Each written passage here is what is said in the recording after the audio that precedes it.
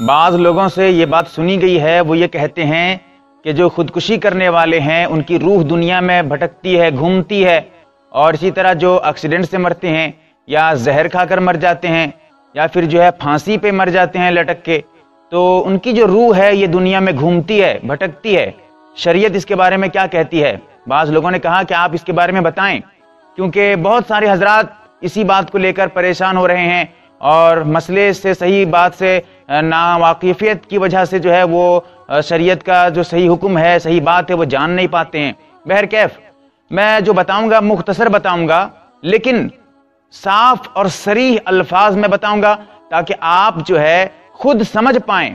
مجھے آپ کو سمجھانا میرا مقصد ہے کہ آپ صحیح بات اور صحیح مسئلہ اور شریعت کا کیا حکم ہے وہ آپ تک پہنچ سکے، صحیح علم آپ کو ہو سکے۔ بہرکیف مولانا اشرف علی تھانوی نور اللہ مرقدہ نے اس کے بارے میں ایک بہت ہی بہترین بات انہوں نے پیش کی ہے، جس کو میں بالکل اسی بات کو مختصر الفاظ میں بتاتا ہوں آپ کو، کہ جیسا کہ میں جو بتا رہا ہوں آپ کو، اصل چیز جو ہے جیسا کہ کتاب الفتاوی میں جلد نمبر 1 صفحہ نمبر 138 پر موجود ہے، اسی کے متعلق کچھ باتیں آپ وہاں پر بھی دیکھیں، وہاں پر بھی یہ بات آپ کو ملے گی۔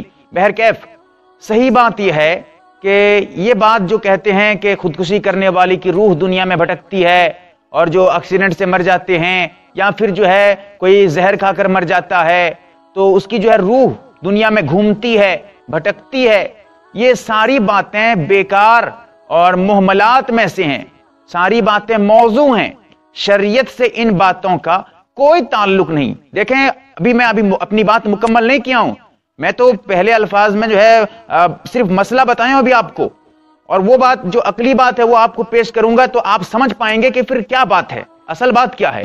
اسی لیے مکمل بات سننے کی کوشش کریں، تب آپ مسئلہ بالکل صحیح طریقے سے سمجھ پائیں گے۔ بہرکیف صحیح بات تو یہ ہے کہ ان باتوں کا کہ جو خودکشی کرنے والے ہیں ان کی روح دنیا میں گھومتی ہے، بھٹکتی ہے، اس کا شریعت سے کوئی تعلق نہیں، کوئی ذرہ برابر تعلق نہیں ہے۔ مولانا اشرف علی تھانوی نور اللہ مرقدہ نے اس کے بارے میں بہت بہترین بات کہی۔ آدمی جب مرتا ہے تو اسے دو چیز ملتی ہے، کبھی اچھا ہوتا ہے کبھی برا ہوتا ہے، یعنی جو مرنے والا ہے یہ اچھا انسان ہوتا ہے یا برا انسان، جنت کا مستحق ہوتا ہے یا پھر جو ہے جہنم کا مستحق ہوتا ہے۔ جب انسان دو طریقہ دیکھیں، یاد رکھیں، دو چیز ہے، جب کوئی مرتا ہے مرنے والا اچھا ہوگا یا برا ہوگا۔ جب برا ہوگا تو اسے قبر میں برزخ میں عذاب دیا جائے گا، اسے عذاب دیا جائے گا برزخ میں۔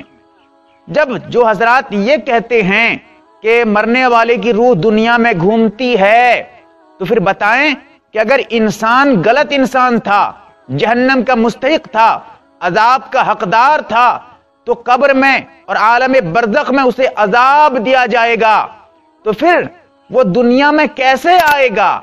اگر دنیا میں گھومنے کے لیے آ جائے گا، اس کی روح دنیا میں گھومے گی تو پھر عذاب کیسے دیا جائے گا اسے؟ جسم کو تو صرف جسم کو عذاب نہیں دیا جا سکتا، کیونکہ جسم کو عذاب دیں گے تو کوئی فرق نہیں پڑے گا، اصل چیز تو روح ہے۔ جب روح دنیا میں گھومے گی تو اس انسان کو قبر میں عذاب کیسے ہوگا؟ اور اگر وہاں فرشتے چھوڑیں گے بھی نہیں، دنیا میں گھومنے کے لیے فرشتے چھوڑیں گے بھی نہیں کہ تم جاؤ دنیا میں گھوم کے آ جاؤ، کیونکہ وہ تو عذاب کا مستحق ہے، اسے عذاب دیا جائے گا، فرشتے وہاں اسے پیٹیں گے، اس کی پٹائی ہوگی، تو دنیا میں کیسے آ سکتا ہے؟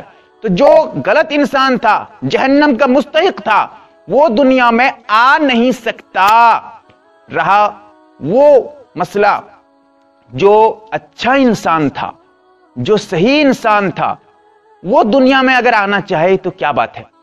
دیکھیں یہاں پر بھی غور و فکر کرنے کی بات ہے۔